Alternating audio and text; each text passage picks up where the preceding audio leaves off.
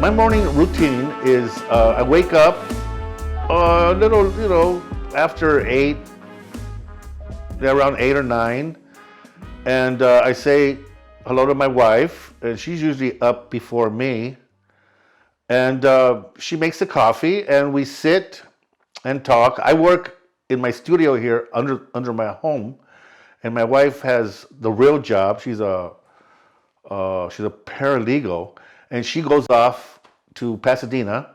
So I want to make sure we both do that. We have some time in the morning.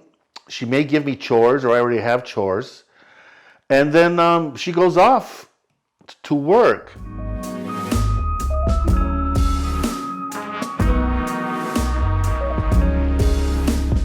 Hello, my name is John Valadez, and welcome to my studio.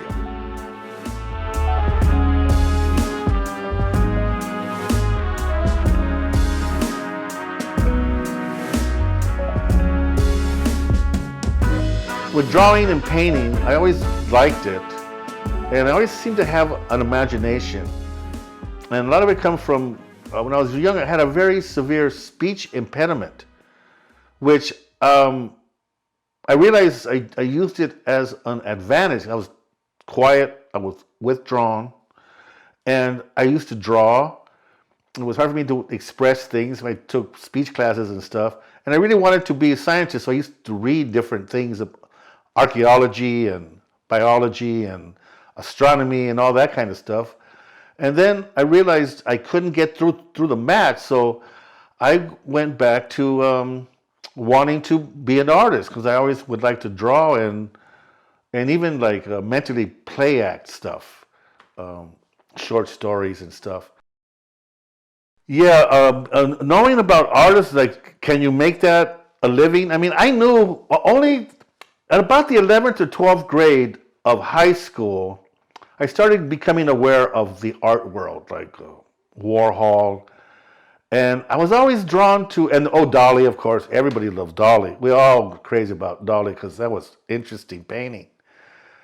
And the other thing was that I was really inspired by like Life magazine, Time magazine, the events happening on television, like the assassinations of the first president, Malcolm X, and Robert Kennedy, and just the power of like Muhammad Ali, who was Cassius Clay, and the Olympics, and all that television, and all the programs. But I think the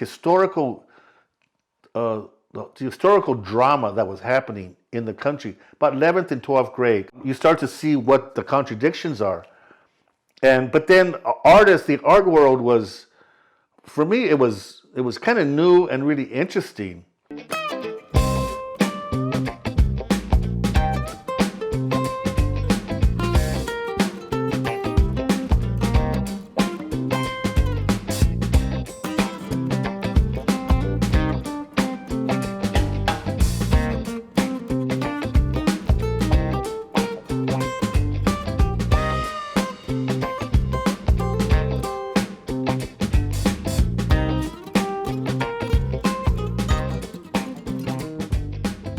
Mid to late 60s, early 70s.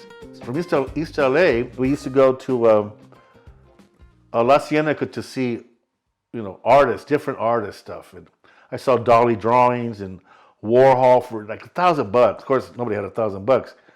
And and then there was this hyper realist artist that my professor Roberto Chavez knew, and he did these amazing paintings, and that really turned me on about how do you do that. And so I learned how to, because I was doing hand-eye coordination. I didn't really care. I figured in those years the factories were still open. There were places to get jobs. I could maybe even, go into graphics. So there were alternatives, but I wanted to do like work that I could ideally show in galleries. And the only galleries open to us was like Goes. I'm not sorry, it was Goes Galleries, and because we were Chicanos, but I had to do a slideshow. I mean, resumes, yeah, portfolios and resumes and stuff. So there were steps at that point. They'd been, dirt poor. I mean, I did have jobs, as a box boy and at ELAC. I forget how I made a living. But then until I finally went to, I went to Cal State Long Beach, and I got into the educational opportunity programs at that time after the Johnson administration. So I got in that way into Long Beach, and then I was off to the races.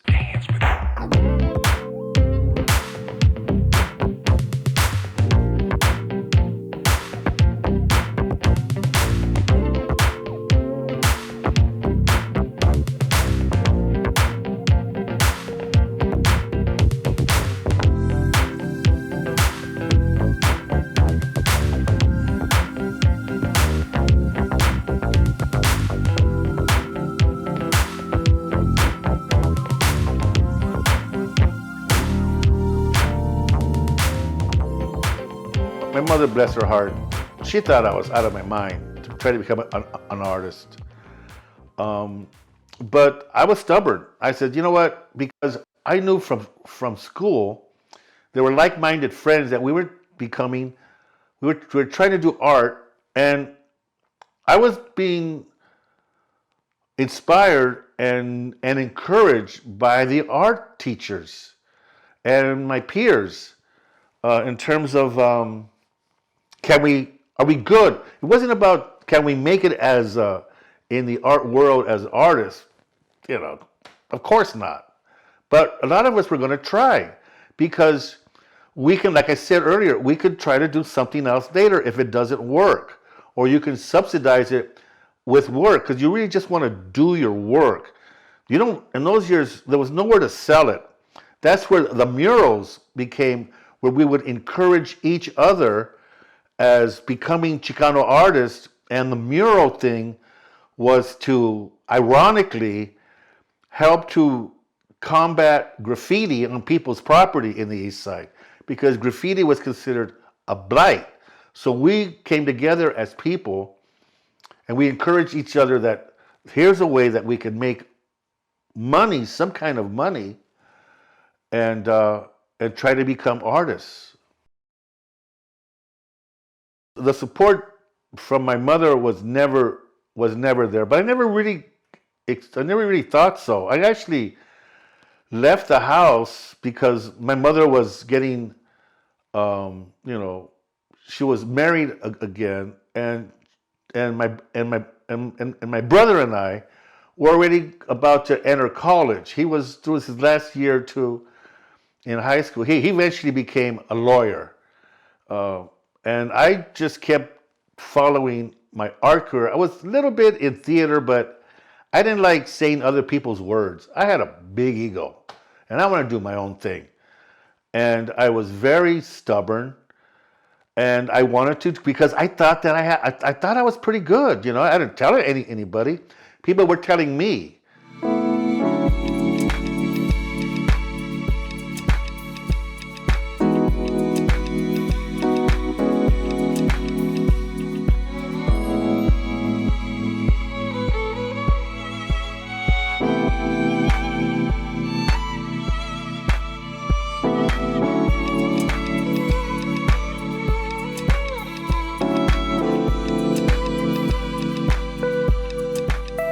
High school was cool. It was, especially my last years, it wasn't just art making, but it was listening to music while you're making. And my art teacher, I went to Huntington Park High School because I was banned from going to Roosevelt, but that's another story.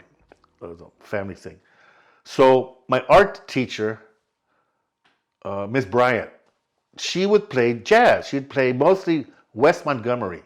And this is during we're talking about 68, 69, which is rock and roll heaven. I mean, that was like, And so anyway, she would play jazz. And then my job, jazz was very important to me. in my art production.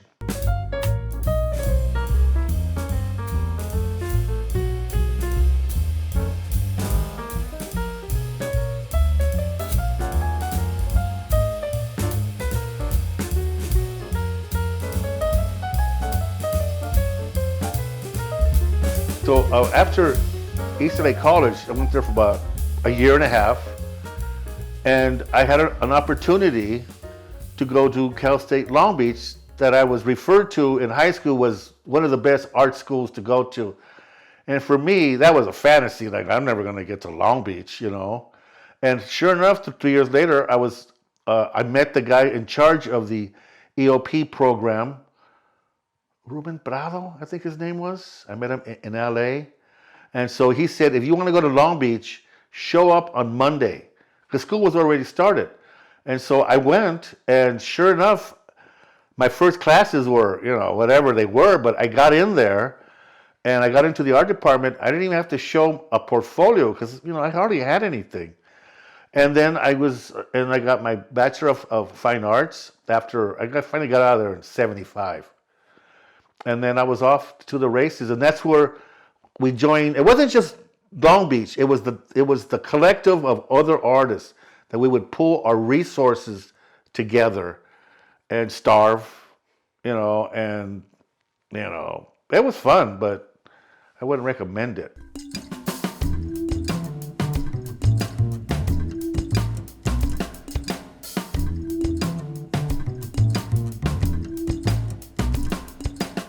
The aesthetics was when we felt like we were frontline Mexican Americans trying to become Chicano. What does that mean?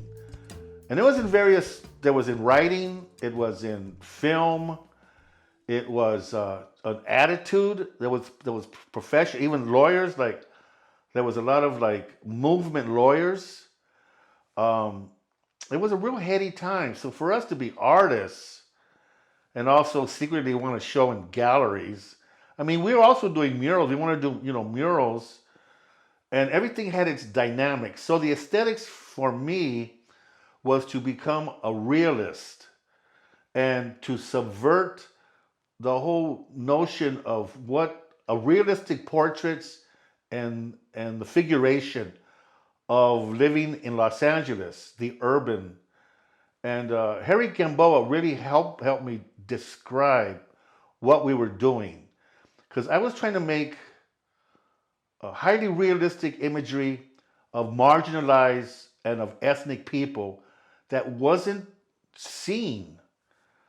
So, and I was trying to basically do like portraits of, let's say, you know, wealthy people, founders, benefactors, you know, the height of capitalism, that kind of realism that they want to be known historically, and do it with people that you don't want to look at, people that are marginalized, the whole urban struggle. There was an art critic that called it like I was painting purgatory in LA. I thought that was great because it's like you're stuck. And I used to try to find beauty, aesthetic beauty, in things that people disregard. Now, I didn't just come up with that idea then. I learned how to articulate it because even as growing up, I would tell my friends as we were cruising Sunset or Whittier or Tweedy Boulevards when we were kids in the car, I said, wow, look at that. It'd be some corner. I thought it looked interesting. They go, John, what are you looking at? You know? So I always had that. So I had to figure out how I could make that interesting enough for people can look at it, much less buy it. So yeah, that's where it comes from.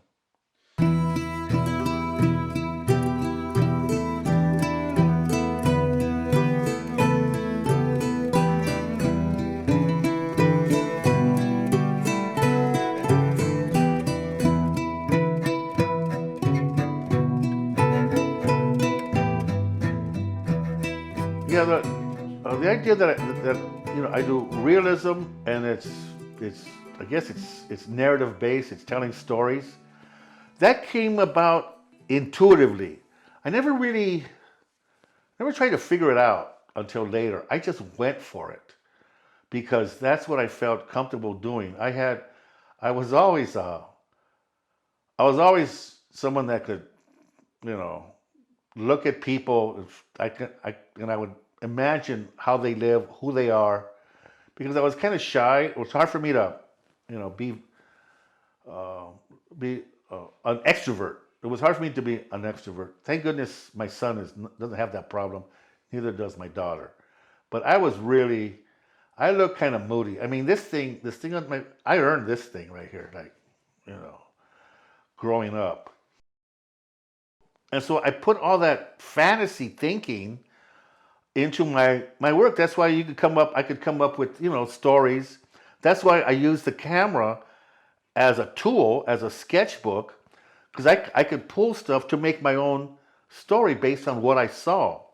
And I have examples of that from the 80s and 90s. And eventually it turned into allegory, because it wasn't just reporting what I see.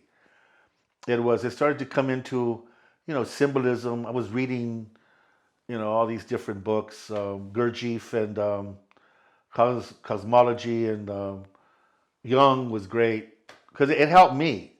Art became self-therapy for me because I was able to just paint and draw and face what the dialogue was happening in my head to distract me from my work.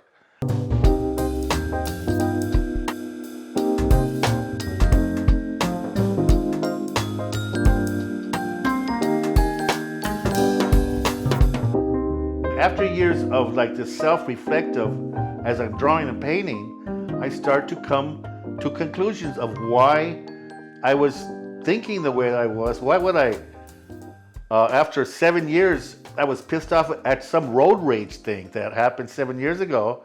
And if I ever see the guy again, I'd run him over, you know, like, what is that, you know? All that anger. So anyway, that was part of the art thing. And that was part of maturing. I had a studio on Broadway, which for me was the center of the world for me when I finally got a studio there. And I felt like, okay, I hit some goals. Now I got to create other goals. Because once you get everything that you want at the time, besides selling the work, that's another issue. But you're not going to starve. And you have to create something else. What are you going to do now? And so that's kind of what the development was. The thing about what does Chicano art look like? That's where I came really serious about developing my craft and what does that look like? And then from there, I would just do the figures without background, and they're pastels. I started with pastels. I mean, I did painting too, because we would do, you know, murals out in the street using high schools, grammar schools, junior high schools to make some kind of income. Citywide mural projects, that's another story. So we were doing that, and it was, you know, reflecting off of other artists. I was lucky enough to be influenced and work with really cool artists. Some were older than us, some of them have passed away. For a while, it developed into realism, and I started doing the backgrounds of downtown, and that went until like the late 80s, and then I started to get into allegory. It just naturally. And those are mental exercises. You start with something, a figure or something, a background, anything that is I guess it's like your muse. It's like something that inspires you. You don't know what it is.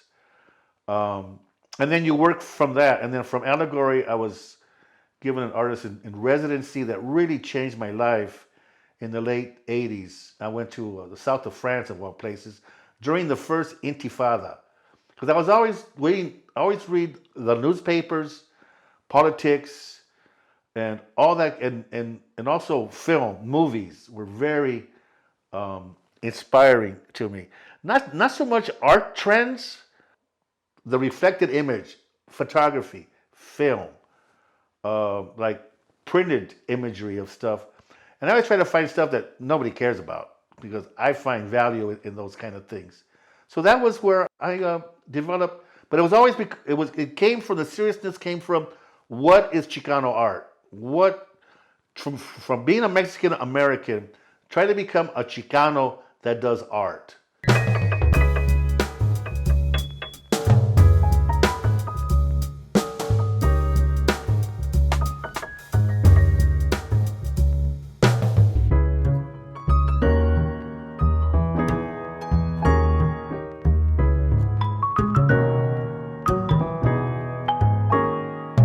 I had a real thick skin, because remember, I was ridiculed for being a heavy stutterer. And it comes out once in a while. Once in a while, wow, I'm still stuttering. But not like that. I mean, I was called, obvious names, which were cool. I didn't care. It was like, I'm used to the abuse. And it helped me just focus on what I was doing. And can you imagine that behind my back, he says, he's doing dead Mexicans, okay? Like, what the hell is that? And so he thinks he's going to be an artist with his dead Mexican portraits. I wanted to draw, my idea was this is before the Chicano art thing. Or maybe during, it's like finding my roots. The thing was to draw something like dead animals first, the long story. But paint them so well that you want to look at it, even though you're repulsed. So that was my aesthetic, I guess, is to do something that nobody wants to look at, mainly us, but do it so well that people want to look at it.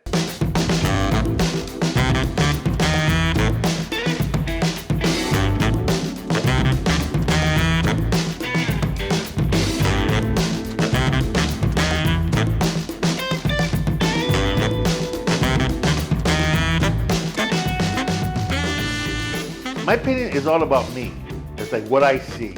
And I want to make sure that I want to include, because I love black culture, music, the arts, until finally, now, they're finally being, if you see the new contemporary painting, they're painting the same things that we were painting, because there's only so much that you can do within realism.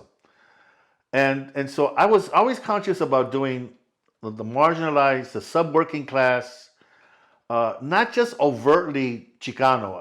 I did, like Asian, people. I did cross the board imagery. Even Anglo people, once in a while, they would serve a purpose in my work. Even with my painting, my preoccupation was skin tone, because it's varied. And for us, skin tone, at least for me as a painter, is very important. But my objective in my work was to do something that evokes transcendence. That is the most important thing to me. It doesn't always work, and sometimes it does work. The work is to make it timeless. People can see it, and they see something that they see it's a universal point of view. And that's a blessing. It doesn't happen all the time. But once in a while, I think I might have hit it, and that's what you want, is you want your work to be transcendent. I'm John Valadez, and thanks for visiting my studio.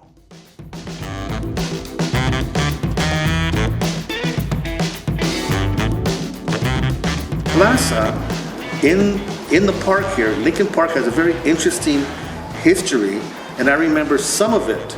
And I remember when Plaza started, I didn't really teach at that time, but I remember Luis Perez from Los Lobos was teaching here, and Carlos Almaraz was teaching here, and Elsa Flores was teaching here, and Frank Romero, I think he still had brownish black hair, believe it or not, he was teaching here. And I remember one time we did a big fundraiser for Margot Albert. But I think it was in this room, they set us up. They weren't teaching art in those years. It was dance, music, theater, art types. We were like, but they brought us in, promising that they were going to start, having art class and maybe give us some of us jobs, We're like, oh, Lord. So we came in here, a lot of us, with Gronk and Ismael Casillas. We all set up our little booths. There's a bunch of us. And we were, just doing our thing inside here. I was playing reggae music, and and we're laughing and carrying on, and then the donors would come through here and look at us working as if we do this every day, you know? And I really liked that time because we basically showed what the potential was of this place. It had to be